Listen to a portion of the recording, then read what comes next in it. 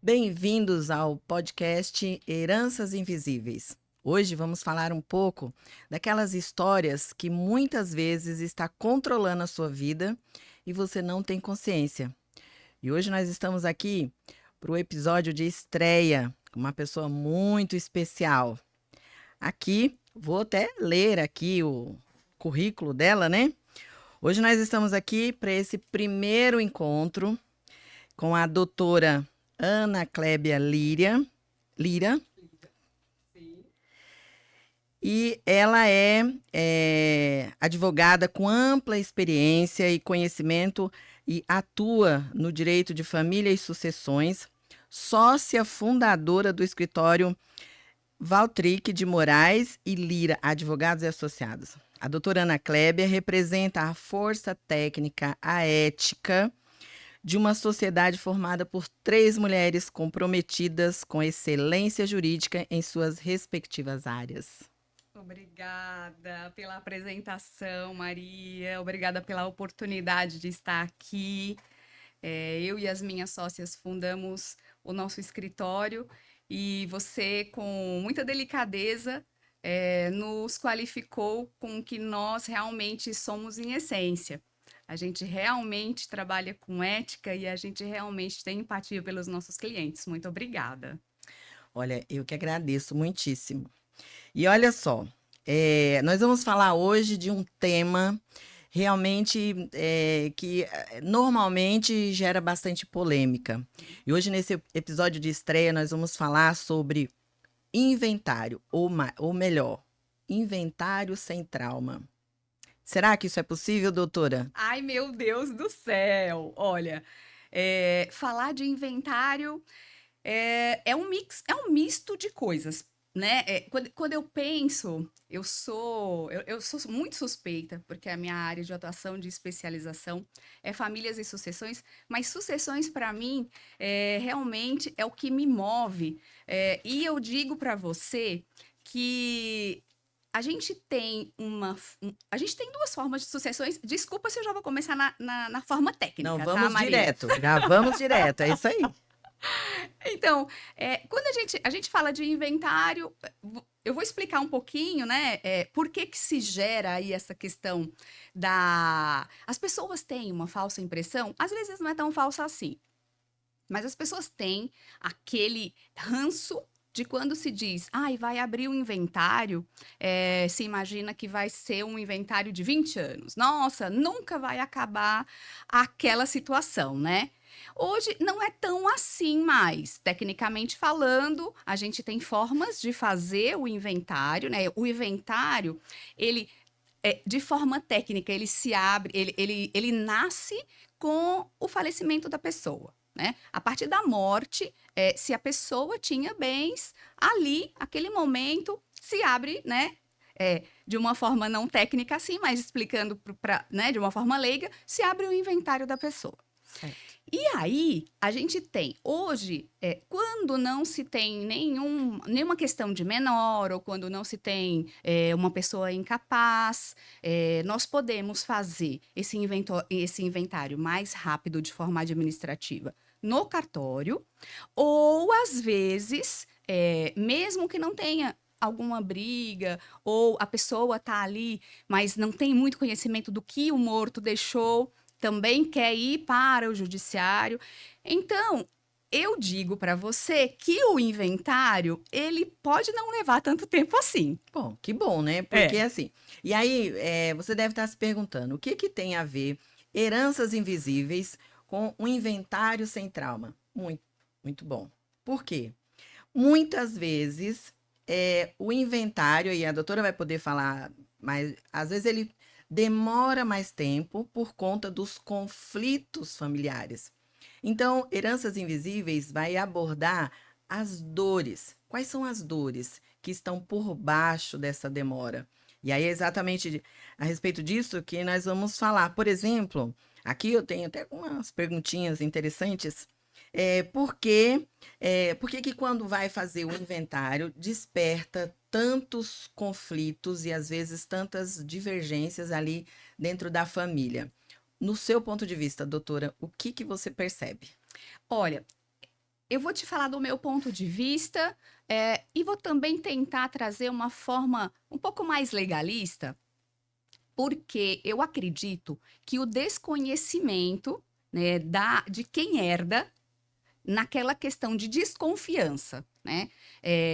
A pessoa que herda, muitas das vezes, se não tem harmonia entre os herdeiros, se não tem confiança entre os herdeiros, é aí onde eu entendo que começa a ter toda essa problemática de desconfiança e a pessoa quer um representante para ela, porque ela entende que se for só um advogado para o inventário todo, pode ser que ela seja prejudicada porque ela não tem conhecimento do direito, e aí ela pode ser lesada por falta desse conhecimento.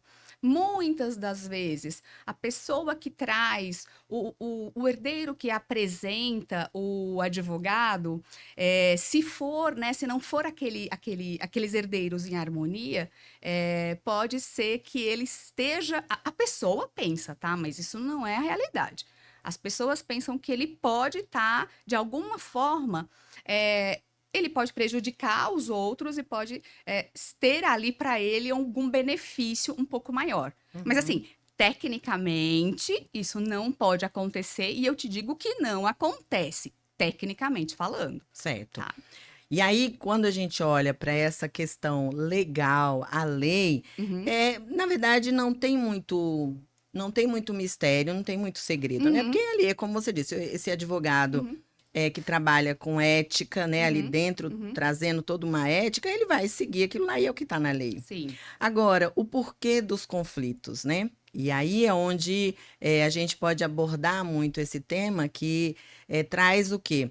Tem uma dor. Então, essa pessoa que desconfia, que acha que está sendo lesado, ou que pode ser lesado, ele provavelmente, se a gente vai olhar um pouquinho mais profundamente, e às vezes nem precisa ir tão profundamente, ali a gente vai perceber que ele tem uma dor. Então, ali no momento do inventário, foi acionado aquela dor. Ah, tá. Onde muitas vezes, na infância, ele Uhum. não foi uma criança que foi protegida, teve sempre muita disputa dentro da família.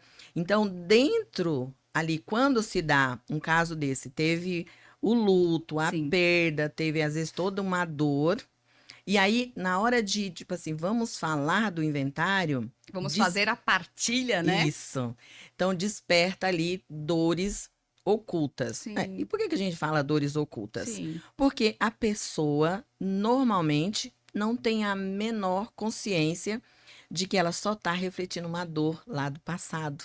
E que foi acionado ali com esse processo do Com aquele inventário. fato É, gerador da morte. A isso. morte já causa uma perda, né? Então, assim, eu acho até, Maria, falando de novo, né, no meu âmbito jurídico, eu vejo que falar de morte é tabu. Eu percebo até nos nossos clientes que muitas das vezes a gente até fala, olha, vamos falar de planejamento sucessório. Quando você vai falar de planejamento sucessório, a pessoa fala, mas eu não quero atrair a morte para mim. E aí, para nós, racionalmente falando, quando você fala desse tema, né, e você fala com tranquilidade, a pessoa que quer tratar do tema, eu não sei, eu acredito que muitas das vezes de forma consciente, mas às vezes também de forma inconsciente, ela está pensando em quem fica. Sim.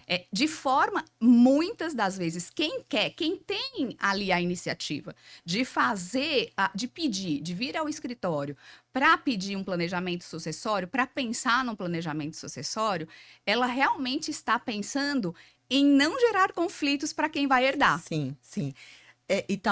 E nesses casos, é claro, né? Claro que cada caso é um caso, né? Sim, Cada história tem o seu ponto cego ali, aquele ponto que ela não consegue entender, que está ali no subconsciente, às vezes no campo familiar. uhum, Mas essa pessoa, normalmente, já é uma pessoa que ela já tem essa harmonia familiar. sim, Ou o contrário também, ela já sabe da desarmonia da família. sim, Então ela fala: peraí, deixa eu já fazer tudo e deixar tudo resolvido, sim. porque caso aconteça alguma coisa, já está tudo certo. Sim. Então tem por esses dois motivos, né? Sim. Mas é um tabu justamente por quê? Porque pelo menos eu percebo que é muito pouco explorado.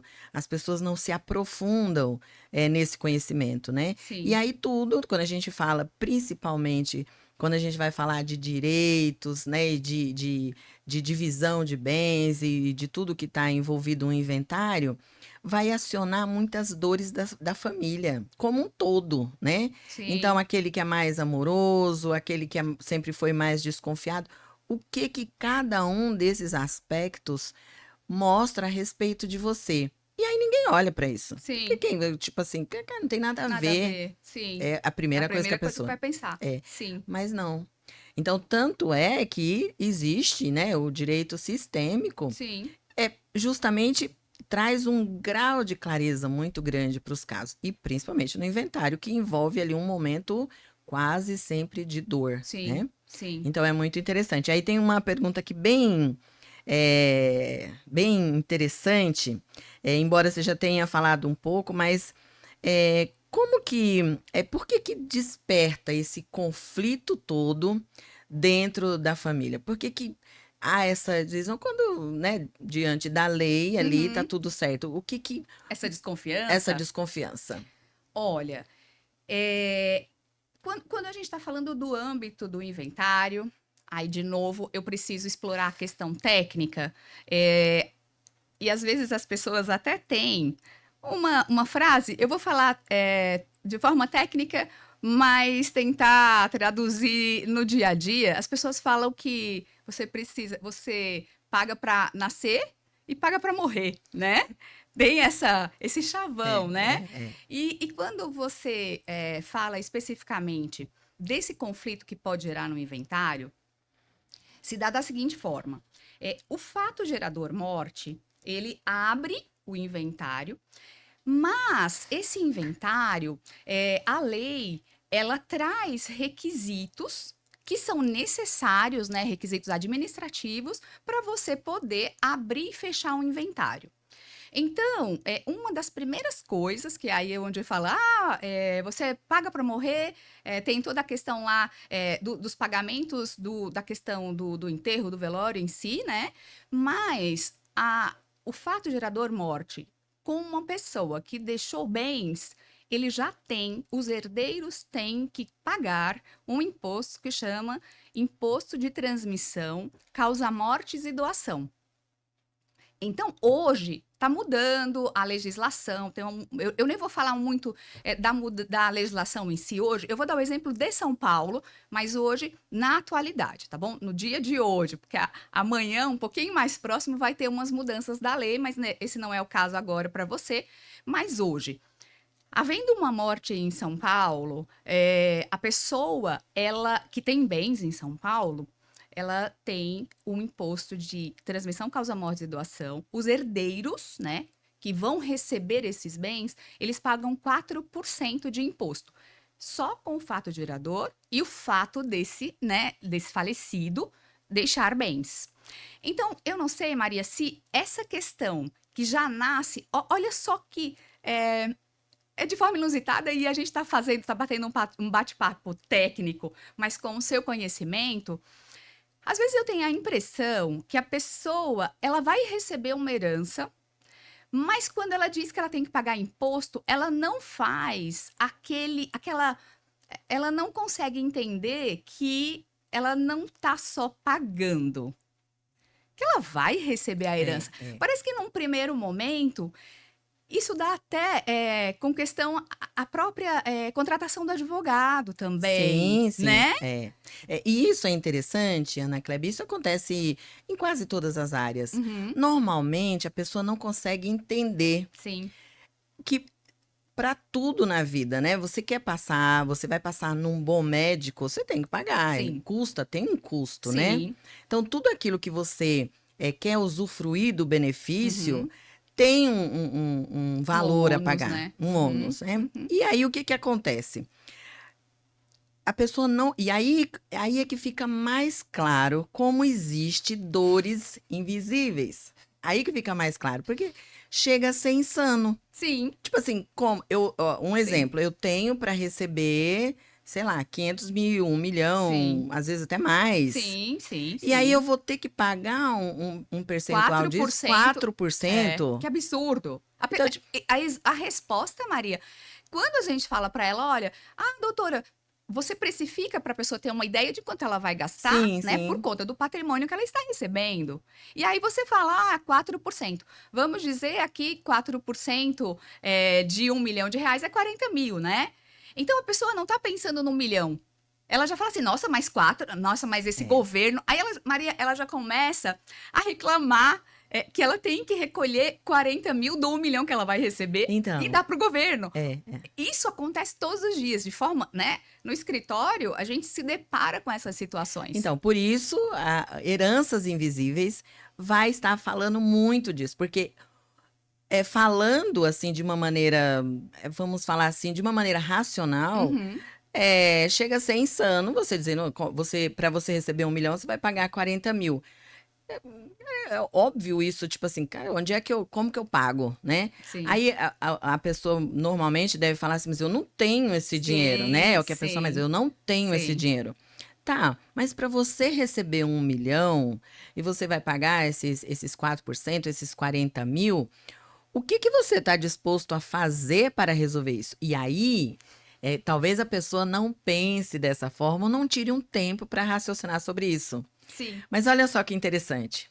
Em que lugares da sua vida ou que áreas da sua vida você também não está disposto a pagar para ter um benefício melhor?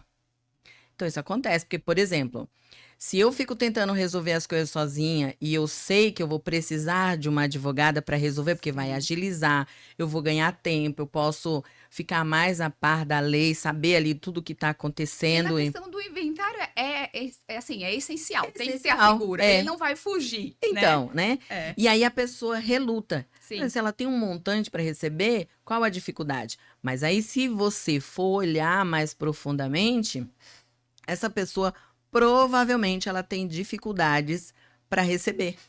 Ela tem dificuldade para receber e ela não percebe que a Entendi. dificuldade dela para receber está relacionada à dificuldade que ela tem para pagar.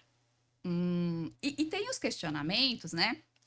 Porque a gente está falando de um custo específico do inventário, que é a questão do imposto, mas você tem que, para precificar, para passar para o cliente o quanto ele vai ter que gastar, mais ou menos, a gente tem que falar se ele vai para o cartório, ele tem que pagar a minuta, a escritura pública, né? E se ele tem bens imóveis, por exemplo, uma casa, um apartamento, depois dessa escritura pública, ele tem que registrar, porque né, tem que passar do nome do morto para quem herdou. Sim. E quando você passa, essa é a cadeia demonstrativa dos gastos que você vai passar, né? Então você passa, olha, tem o imposto, tem a escritura pública, quando a gente está falando do administrativo, tem o registro, se ela tiver imóveis, e tem, claro, os honorários advocatícios, porque né, é necessária a figura do advogado para fazer o inventário, para assinar e dar fé pública de que ele orientou aquela pessoa a fazer todo aquele procedimento, né? Isso, Uhum. quando você chega no valor total, a pessoa já fala assim, nossa, mas vou receber 1 milhão, mas aqui já ficou praticamente 40, vamos pensar aqui, já ficou 80 mil, nossa, perdi 80 mil, É, é, perdi 80 mil. Mas, Doutora, cadê o desconto? é, Né? E aí volta aquela história que a gente tinha comentado, que você falou muito bem, que é o fato de a gente se especializa, né? E nós temos ali toda uma autoridade para falar de um assunto que a gente domina, que cada um tem seu preço, né, Maria? sim, sim, sim. Então, tem essa dificuldade, e eu vou te dizer mais, outra coisa que acontece, que aí eu não sei, aí você tenta também me explicar, as pessoas começam a fazer leilão, elas tentam fazer leilão às vezes no É, escritório, é, é. Não, sabe? mas olha. Mas eu vou falar uma coisa, viu, Ana Clébia? Eu acho que isso acontece, acho não, se a gente começar a prestar mais atenção, ficar mais presente com Sim, isso, vai perceber que as pessoas normalmente fazem isso em quase todas as áreas. O que que a pessoa não vê é o que que está por baixo dessa dificuldade em pagar o melhor, em eu receber o melhor.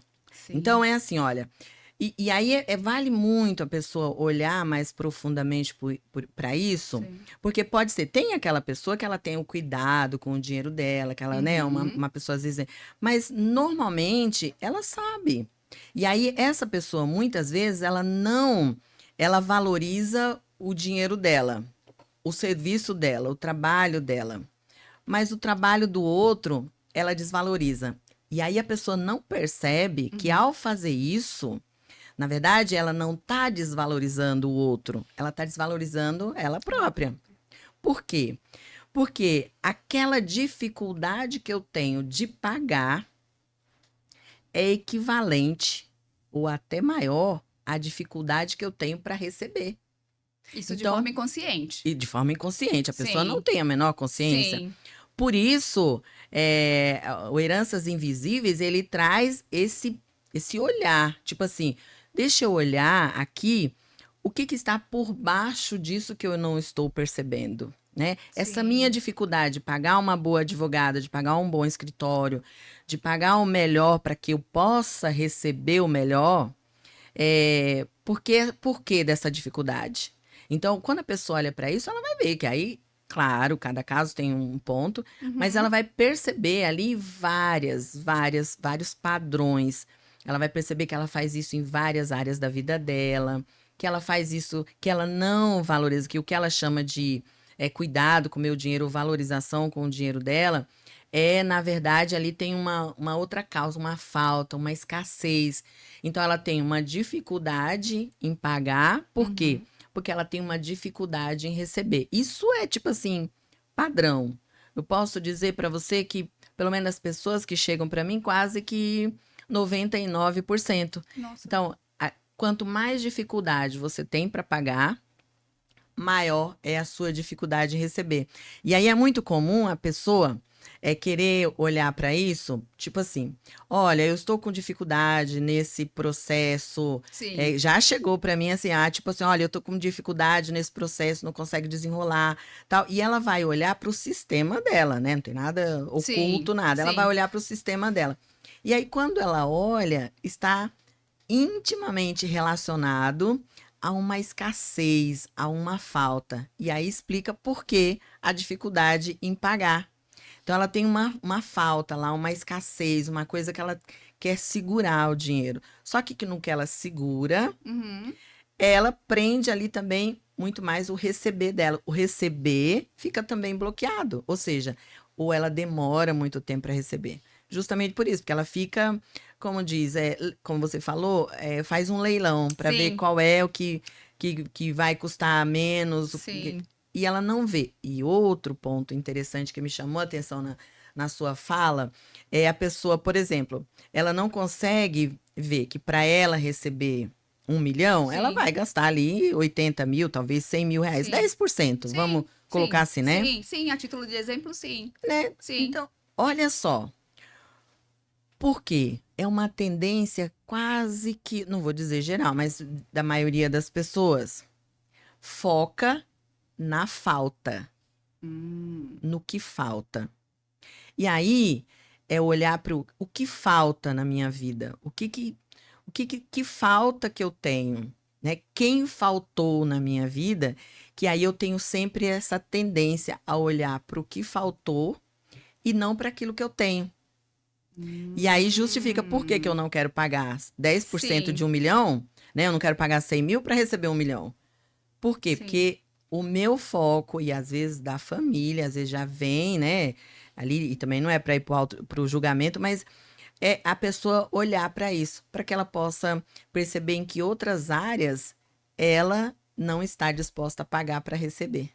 Olha, eu vou te dizer que a maioria realmente dos casos que a gente. Eu acho que. Eu não vou te dizer 100%, mas. eu vou pegar um número grande. Eu acho que 95% dos casos de inventário que chega no escritório e a gente vai expor, né, o valor que vai ser ali necessário para ser finalizado o inventário, 95% reclama. Reclama porque tem que pagar isso, ou reclama, ou pede desconto. Enfim, pedir desconto eu até entendo que seja natural das pessoas ali fazer, né, ali uma questão de, vou falar de uma palavra chula, barganha, né? Que, ok, o não ela já tem, né? Mas quando eu entendo, nossa, o melhor dos mundos seria se as pessoas tivessem fizessem essa atividade interna, não sei se é assim que fala tecnicamente, né? Mas ela ter esse conhecimento de desprender, né? De estar mais aberta a receber e entender o motivo pelo qual ela precisa dispor para poder chegar para ela. É mais ou menos É isso? mais ou menos isso. Olha que Olha só, eu sou interessante. advogada, eu não tenho, né, não Não, zero conhecimento, não, tô falando de forma não, mas é técnica. perfeito. O seu raciocínio é perfeito. Até porque, assim, olha, é só você pensar. Eu, por exemplo, desde que eu fui me aprofundando mais nisso, dificilmente eu peço desconto. Agora, eu não peço desconto porque eu não preciso, porque eu tenho Aham. muito dinheiro, tal. Não, não é esse o caso, né? O que acontece? Quando você tem que perceber até que forma você pede o desconto. Por exemplo, às vezes você vai um pagamento à vista, então você vai pagar ali em dinheiro, né? Uhum. E às vezes, então pode tirar aquele valor da taxa, da maquininha, então, enfim, essas coisas, né? Mas olha só, tem que prestar atenção para ver qual é a mensagem que eu passo quando eu peço um desconto. Então, imagina só, eu vou receber ali 1 milhão. Para Uhum. receber esse 1 milhão, 900 mil, eu vou pagar 100 mil e vou receber 900 mil. Sim. Então, tipo assim, nossa, muito bom isso, Uhum. né? Uhum. E aí, por que que eu fico pechinchando esse valor? Um ponto é isso que eu falei, às vezes o seu dinheiro tem valor e você acha que o do outro não Não tem, ou o tem. seu trabalho tem Sim. valor, o do outro não Sim. tem. E aí, uma coisa é você prestar atenção no que está por trás desse pedido de desconto. Isso não vale só para a doutora, mas vale para outras áreas. Uhum. Esse desconto que eu peço é baseado numa escassez que eu vivo? Esse desconto que eu peço, ele é baseado numa dor do meu sistema e da minha infância? Esse desconto que eu peço é porque eu acho que só o meu trabalho tem valor e o da doutora não tem? Então, é a pessoa se avaliar. Por quê? E por que que ela faria isso? Porque quanto mais ela entender isso, quanto mais ela se aprofundar nisso, ela vai perceber que ao valorizar o trabalho do outro, ela acaba valorizando o dela também. Porque olha só, eu peço um desconto para você, mas o meu trabalho, a hora que eu vou fazer o meu trabalho, eu não estou disposta a dar esse desconto. Entende a Sim. incongruência? Então, Sim. quer dizer, é como se a mensagem que eu passo Sim. quando eu vou pedir um desconto para você, é que eu não estou, o meu trabalho tem Valor? valor, Sim. o seu não, Sim. né? Sim. E aí não olha para tudo que está envolvido e o quanto que eu vou receber por conta desse pagamento. Então, são coisas, às vezes, sutis, Sim. porém, se a pessoa olhar ali, ela vai descobrir muitas outras coisas que tá por trás disso. E aí, essa coisa do pagamento é bem interessante. É o quanto que eu estou disposta a pagar para receber. Nossa, profundo, muito profundo, E aí, eu muito não estou profundo. disposta a pagar, Paga- eu dificulto o meu receber. Olha só Sim. que interessante, né? Sim. Total. Agora, aqui tem uma pergunta muito interessante. É o que torna um inventário traumático? Nossa, essa pergunta ela é abrangente demais até. Eu vou, eu vou, eu vou, eu vou falar, eu vou focar num ponto. Eu digo que um é a desconfiança, né? A gente falou um pouco dela. É, às vezes também o medo de a pessoa. Eu vou dar um exemplo. O inventário. Eu vou dar um exemplo hipotético. né? Então, vou dizer que um pai ou a mãe faleceu e deixou 3 filhos, né? E aí, quando ele deixou 3 filhos, o que traumatiza, o que pode traumatizar aquele inventário, começar com um trauma, primeiro é a desconfiança, né? E também, às vezes, a falta de comunicação entre a família, ou às vezes a família ela não é muito unida. Então, assim, existe, nesse caso dos 3 filhos, tem um mais próximo daquele que ficou, tá? Da pessoa que ficou. Porque geralmente, assim, quando a gente está falando de um inventário, geralmente, na maioria das vezes, quem é o inventariante? Quem é a pessoa responsável por fazer toda a questão administrativa, por gerir toda aquele espólio de quem ficou, junto com o advogado, é o inventariante, a figura do inventariante. E geralmente, né, quem tem esse conhecimento de trazer para o inventário, trazer para o espólio, tudo que a pessoa construiu em vida, estou falando de um casal, por exemplo, seria ali o cônjuge, né? O que ficou, porque eles construíram juntos. Isso a gente está falando sempre de um caso hipotético, né? E de um assunto e de um ponto específico. Então, quem ficou, geralmente, desses 3 filhos, tem um filho que é mais próximo daquele que ficou, né? E os outros 2 filhos não são tão próximos assim. Aí as coisas começam a pensar, a chegar na cabeça, pensando assim, nossa, por causa da morte, eu vou ter que falar com uma pessoa que eu não gosto.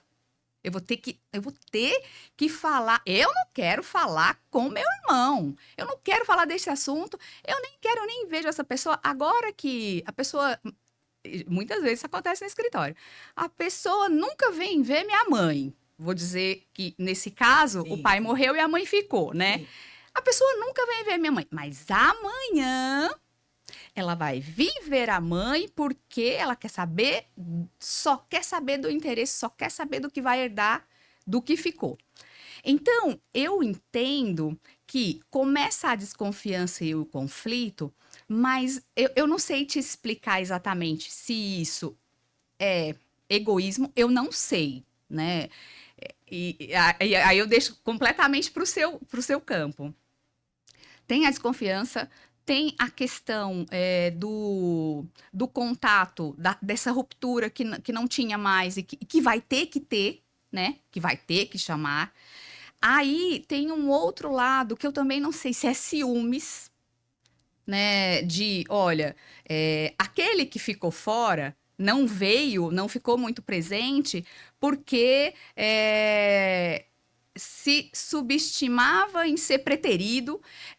Isso já foge da minha questão técnica, Uhum. mas para eu te responder, eu não tenho uma resposta assim. O que gera o trauma, acho que muitas coisas geram Sim, trauma, sim. E sabe? essa mãe, né? A divisão que ela fica Nossa, diante ali Maria, dos 3 filhos e muito. que, né? E não tem aquela coisa também de achar assim que a mãe vai favorecer aquele Total. que é mais chegado, né? Total, total, total. Porque daí eu te digo que vem a desconfiança é, e, e desconhecimento, né? É o que você Sim, falou. É o sim, que sim. você falou, que a pessoa ela precisa de um profissional que deixe, né? Que a deixe confortável e que deixe também a par do que ela tem de proteção legal. Porque a pessoa que tem ali, quando você abre o inventário, todos os bens da pessoa, ela tem que ser prestado contas para os herdeiros a partir daquele evento morte. Então vamos dizer, 3 de julho aconteceu uma morte, 3 de julho de 2025. Quando você vai apurar o espólio dessa pessoa que morreu, a primeira coisa que precisa ser apresentado é a certidão de óbito do falecido, porque lá demonstra o horário que ele faleceu, o dia, né? O dia que ele faleceu e o horário que ele faleceu. E aquilo já bloqueia tudo o que é a consequência é, econômica daquele falecido. Porque a partir daquela. Agora são, né? 3,45, por exemplo. A partir desse momento, se a morte acontecer esse momento, não dá mais para vender nada em nome do morto. Não dá Para mais. tirar um dinheiro, um valor, se aquele filho tem acesso, né? Olha, aí eu vou fazer um parêntese, tá bom? Porque senão você vai falar assim pra mim, não, mas você tá sendo muito poliana. Eu vou falar o técnico e vou falar às vezes o que acontece. Não poderia mais tirar, tá bom? Tecnicamente, deu, né? 15,46 já não pode mais. Mas aí tem aquela questão de quem tá muitas vezes próxima da pessoa que ficou, que é idosa. E a pessoa que é idosa não consegue movimentar contas bancárias, a pessoa que ficou sabe a senha, ela pode tirar esse dinheiro? Pode. Mas ela vai ter que fazer uma prestação de Vai. contas. Sim. Ela vai ter que fazer uma prestação de contas. Sabe por quê? Aí essa prestação de contas, ela vai ser feita porque quando não tem litígio, todo mundo não tem desconfiança um com o outro. Ela vai fazer de forma voluntária até, né? Mas se existe uma desconfiança, aí já é um campo que geralmente, não se finda no cartório, não se finda no administrativo, e por conta dessa desconfiança, às vezes se leva para o judiciário. Porque aí, o que que a pessoa fala? Não, eu preciso saber o que que ele tinha exatamente naquele dia 3 de julho, às 15h45. E isso tem todas as formas legais de fazer. O juiz vai dar um ofício para o banco, vai pedir o levantamento financeiro e econômico daquele morto, tem ofícios para os cartórios de imóveis, tem ofício para o Detran. Então, assim, toda aquela. A gente diz até que é um checklist de coisas que você pode obter, né? Para se proteger e saber que não está sendo lesado, Sim. tá? Sim.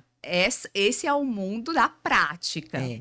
Isso. Se existe, É a parte visível. Isso é a parte visível. Se existe uma má-fé ou não, aí não está dentro da legalidade, né?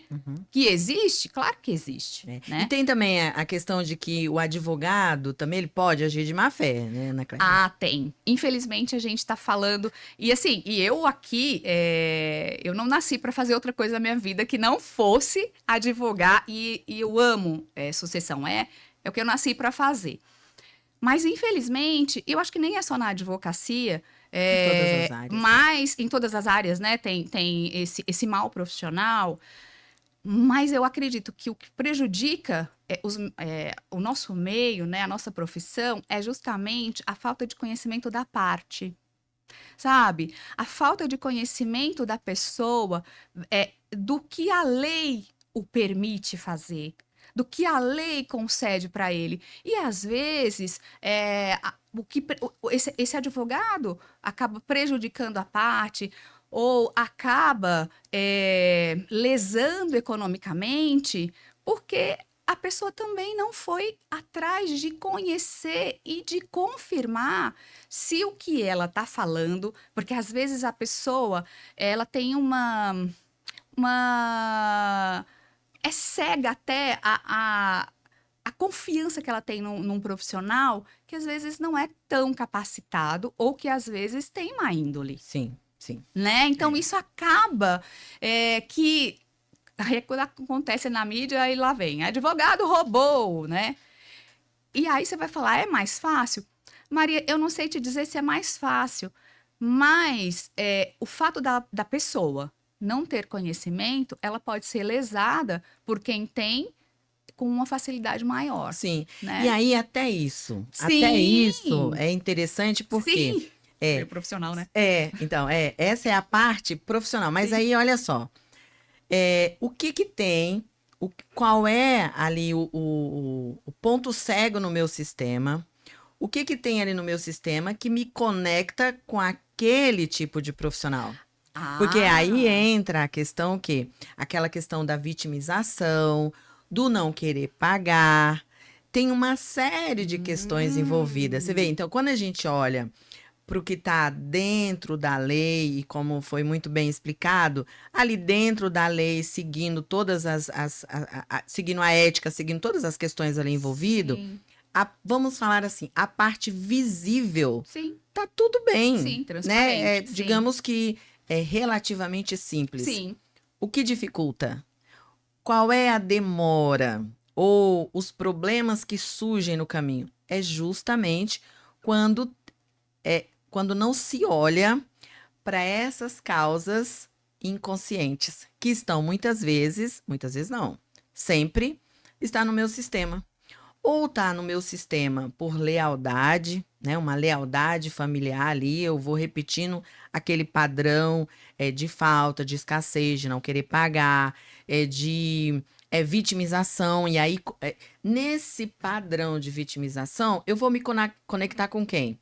Eu vou me hum, conectar com aquele profissional, sei lá, tido como corrupto, sim. onde eu vou poder afirmar, gente, isso sempre acontece Acontece. comigo, Ah, sim, entende? entendi. Sim, Então, assim, olha só tudo que está envolvido quando você vai escolher um profissional, seja né, de qualquer área, mas hoje, no caso, nós sim. falando No direito nesse de no família e direito sucessão. sucessão. Então, ou Sim. seja, olha só quantas coisas, e aí por isso que a importância da pessoa olhar mais profundamente, com mais atenção, com mais presença, para tudo que está envolvido. Quando eu vou atrás de um profissional, às vezes mais barato, e nem Hum. quer dizer que o mais barato ou mais caro seja Seja, melhor ou não, sim, né? Mas sem dúvida. você seguir essa. Se eu não estou buscando ali, se eu estou naquela posição de vítima, com quem que eu vou me conectar? Porque se eu estou na posição de vítima, e eu estou me vitimizando muito nesse, porque eu vou ser lesada, ou porque sempre acontece isso, porque meu irmão era o Uhum. favorito, eu não sei o quê. A tendência de você se conectar com um profissional que você vai ser lesado é muito grande, que é para manter aquela frequência que você se encontra de vítima, de coitadinho, de que sempre sai lesado. Por quê? Porque você vai continuar contando a sua história. Maria, e eu vou além, desculpa se eu não quero cortar o seu raciocínio, mas eu quero À pegar vontade. dentro, né, do meu, do imposto, transmissão, causa, mortes e doação, a gente tem a parte da doação, quando a gente está falando de herança, a gente está dizendo que a pessoa que pode doar, por exemplo, eu tenho lá, meu patrimônio é 1 milhão, né? E esse é o patrimônio, meu patrimônio, eu estou viva, meu patrimônio é R$ 1 milhão.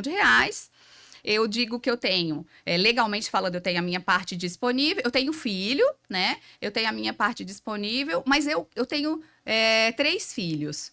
E eu quero doar para um dos meus filhos 50% do que a gente diz que é a disponível minha, né? A título de doação.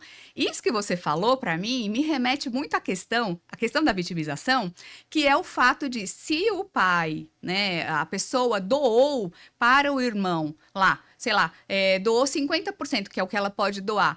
Depois, aqueles irmãos que não receberam a doação, a gente também enxerga muito essa briga, porque vem aí essa história da vitimização. Nossa, mas eu fui preterido de novo, né? Seja, por exemplo, na questão do inventário, mas até na própria doação, antes da pessoa morrer, né? Sim, sim, sim. Quando existe uma doação que o pai fez para alguém, não precisa nem ser para um filho, mas uma pessoa fez, tem um dos filhos, um dos herdeiros que vai falar assim: nossa, mas por que para ele e não para mim?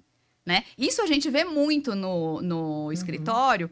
Isso tem a ver com a questão da vitimização, pensando, né, no seu campo, né, de conhecimento. Sim, sim, sim, sim, sim, porque aquilo muitas vezes acontece justamente que é para, como diz assim, ó, seu ponto de vista cria sua realidade. Então você começa a se vitimizar tanto, você tem tanto essa coisa de que é você, você, que você começa meio que a criar um caminho mesmo para aquilo. Ah, Então, tá. isso acontece o tempo todo e em todas as áreas da nossa vida. Você sabe que você falando, me Uhum. veio muito aqui na mente um filme que eu assisti, não sei se você já assistiu, mas fica de dica aí Ah, para assistir. Uma sugestão é Como Ganhar Milhões antes da vovó morrer. não assisti. Esse filme mostra muito, muito, muito Sim. essa questão, o que está envolvido, como que essa coisa da preferência Coloquei aqui. e as dores que está envolvida em tudo isso e como essa vitimização ou as dores que envolve ali a perda de um ente querido. Muito interessante, vale a pena ver, fica como uma dica que é bem interessante, é como ganhar milhões antes da Antes da vovó vovó morrer. morrer. Uma Vou coisa assistir assim, hoje. muito interessante. Vou assistir. Muito interessante. Tudo a ver com isso que a gente está falando aqui. Interessantíssimo. Traz um grau de clareza muito grande de como existe tantas dores ali no sistema, dores que não foram olhadas e que, diante da morte ali, traz tudo isso à tona. E tudo fica muito visível. Vale a pena assistir. Vou assistir. Bom, Obrigada pela dica. bom, doutora Ana Kleber, aqui caminhando para o, né, estamos andando aqui para o final. Eu gostaria de perguntar para você qual o diferencial do seu escritório e do seu trabalho com relação a isso. Porque é aquela coisa, todo mundo, existe muitas pessoas Uhum, boas, né, em uhum, todas as áreas, uhum. mas tem sempre uma coisa assim, qual é o meu diferencial, como que o meu trabalho, a minha empresa trabalha, qual o diferencial do seu trabalho? Olha, eu digo que nós somos as garotas superpoderosas, né? Porque somos 3 sócias, né? 3 mulheres. E o que que a gente se diferencia e que, na verdade, faz o nosso perfil, tanto pessoal quanto profissional? Primeiro é a empatia, né? A gente tem uma empatia muito grande pelo nosso cliente e pelo problema dele, né? Porque ninguém vai no escritório de advocacia se não tem, né, ali alguma coisa para resolver. Não Sim, sim. necessariamente problema, mas ele precisa de resolver algum assunto, né? Então, primeiro a gente tem essa questão da empatia com o nosso cliente e a gente se autodenomina, inclusive, como um escritório boutique, porque o nosso escritório, a gente conversa com o cliente do primeiro dia que ele entrou para expor a necessidade dele, até o último dia, quando a gente conclui a demanda dele. Então, a gente não tem intermediário, né? A gente não tem ali, por exemplo, um advogado júnior que às vezes acontece em escritórios maiores, que a pessoa que é mais conhecida, o nome mais conhecido do escritório, ele atrai o cliente vai, conversa com ele e daquele momento em diante, ele não conversa mais com aquela pessoa, ele vai conversar ali ou com uma estagiária ou com um advogado júnior. Então, a gente diz que nós somos um escritório boutique porque a gente acompanha a demanda do nosso cliente e não é que nós não temos um back-office para nos ajudar. A Sim. gente tem o nosso back-office, né? Mas a gente atua diretamente com o cliente. Então, o cliente tem o nosso telefone pessoal de todas, das 3 advogadas. E ele tem o telefone das 3. Se ele precisar, ele fala comigo sobre família e sucessão, ele fala com a Kelly sobre previdência e sobre imobiliário, e sobre trabalhista, ele fala com a Eliane sobre societário, ele fala sobre empresarial, ele fala sobre tributário, mas se ele precisar de alguma dúvida que é relacionada à área, à minha área, se ele não conseguir me encontrar, ele encontra as minhas sócias, que por tabela, por alguma, vai dar esse suporte para ele. Então, mesmo que não seja um suporte ali tão especializado, porque eu sou a responsável de família e sucessão, mas ela vai atender a necessidade daquele cliente naquele momento. Sim. Então, por isso que a gente diz que o nosso diferencial é esse. Né? Nós nos intitulamos como escritório boutique porque a gente tem o nosso cliente do início ao fim. Então, é isso que a gente entrega no nosso escritório. Ah, isso é muito bem. E aí, com essa disposição ainda de ter esse olhar sistêmico, né, esse olhar para o todo, para a história Sim, como todo, sem dúvida nenhuma, eu percebo hoje que sem dúvida, uma tendência do mercado, para que você possa se destacar, para que você possa realmente ter um melhor resultado, é atender atender a necessidade do outro, atender a necessidade do seu cliente e com um olhar sistêmico, né? Um olhar para o todo. Sim. E é interessante que quando a gente fala das dinâmicas sistêmicas dentro de uma empresa, dentro de um negócio, ou o próprio direito, vai trazer sempre uma clareza maior, porque eu começo a olhar para o todo, né? Eu não olho só para aquele, mas para o todo que está envolvido.